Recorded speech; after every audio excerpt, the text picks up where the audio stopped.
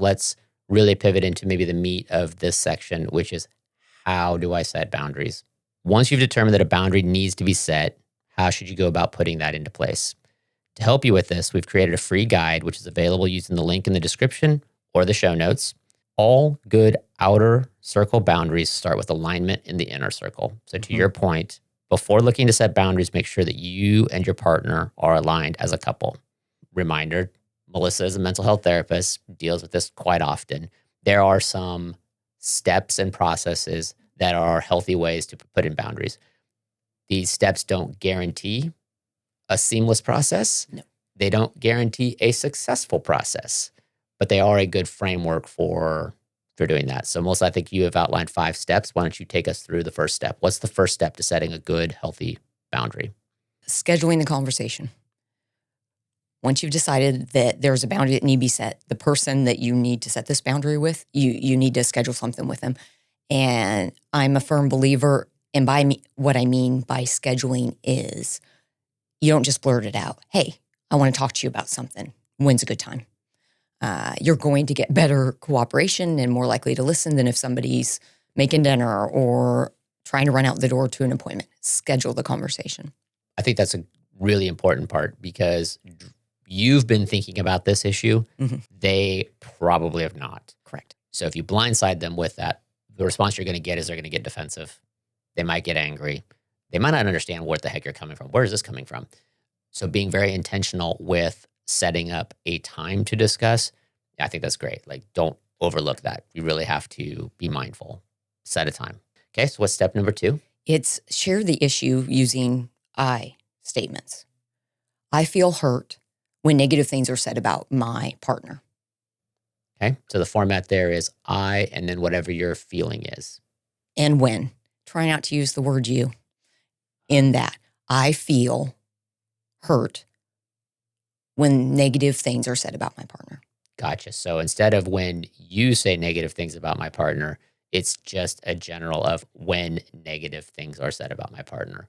The inference being that you are the one saying them. So I don't need to actually attack with the you. I can just assume that since I'm having a conversation with you, so that's a non-threatening way to state the problem.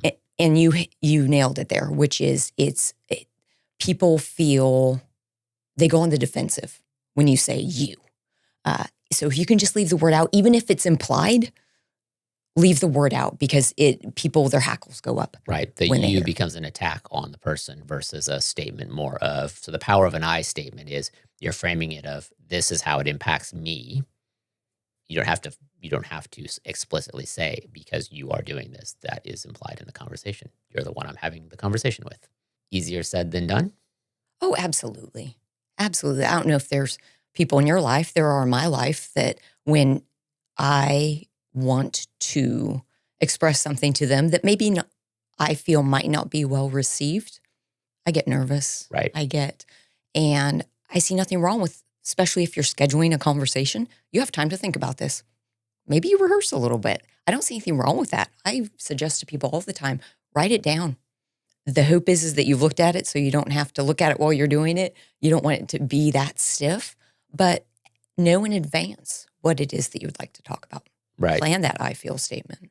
So I've stated the feeling that I'm having when something happens. What's the next step? What's step 3? It's clearly saying what the boundary is. In this instance, I understand that you have your own thoughts and opinions on my partner, but I need you to refrain from sharing them with me. Okay, so that turned to a lot of you in that. Is that the best way to say that? Well, do you have another way to express the boundary? I don't know. It's a good question. I feel hurt when negative things are said about my partner.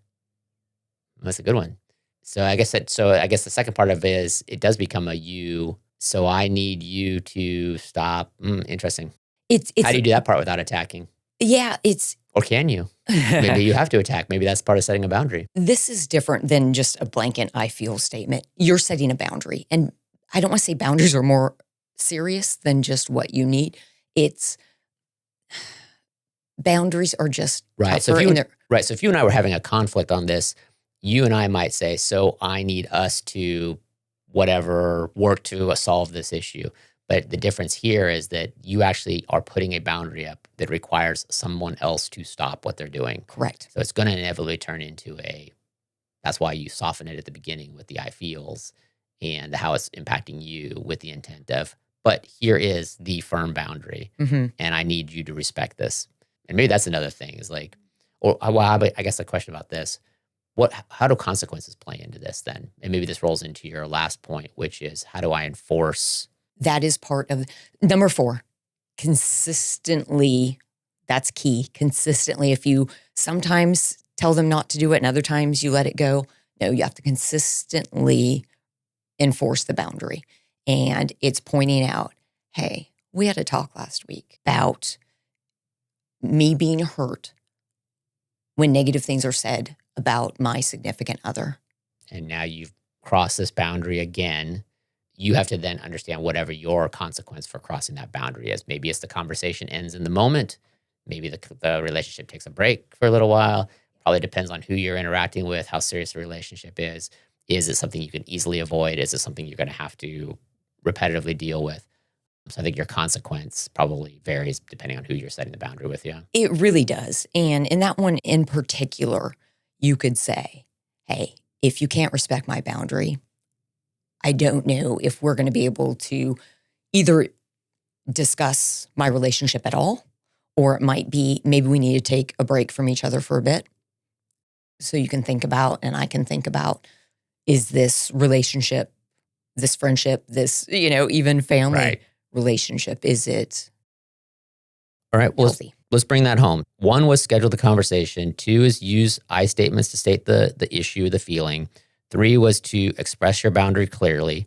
4 was to enforce that boundary. So what's 5? Bring it home. Express appreciation when the boundary is honored.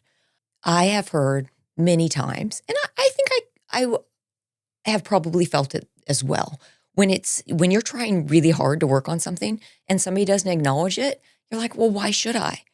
When you noticed, so you're in the middle of this conversation with this person you've set a boundary with, and you said something, and you see them about to say something, and they stop.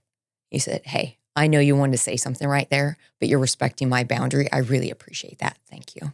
Yeah. So acknowledging it. That makes sense. Yeah. I'm assuming that when it's the removal of a behavior, you made a good point there of when you actually see them doing it. But even if you've just asked for it to happen, it's been a couple weeks and it just hasn't happened, just circle back. It's not a subject you can't bring up. You very clearly brought it up. So if someone's actually respecting it, just say, hey, I appreciate it. It's been Absolutely. a couple weeks. I've noticed it's changed. Thanks. I appreciate it.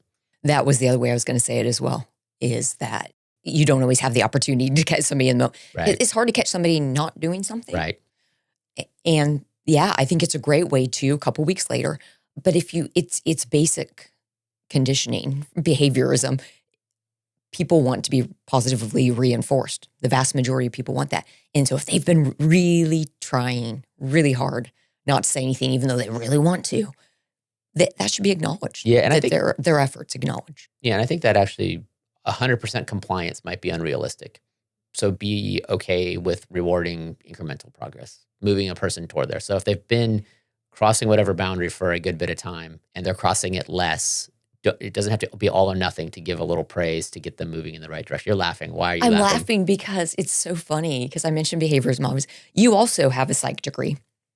And I do. you do. And so I was going to ask you, do you know what that's called when you... Intermittent reinforcement. Nope.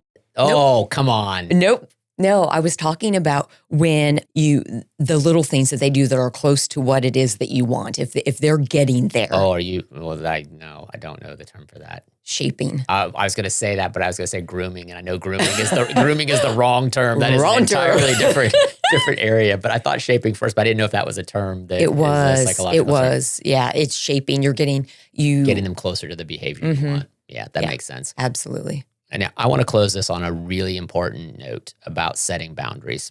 Setting boundaries with your friends is one thing, right? Setting boundaries at work is an entirely different thing. Setting boundaries with your parents is unique. Mhm. And one of the things that really has to happen in a relationship is that if it's your parent who is the person who needs the boundary set, you must be the one to set that boundary. It is very unusual for your partner to be able to set a boundary with your parents. Mm-hmm. It just doesn't work. Yeah, agree 100%. All right. Setting boundaries can be intimidating, but when done with intention and respect, they can lead to healthier and more peaceful interactions with your friends and family.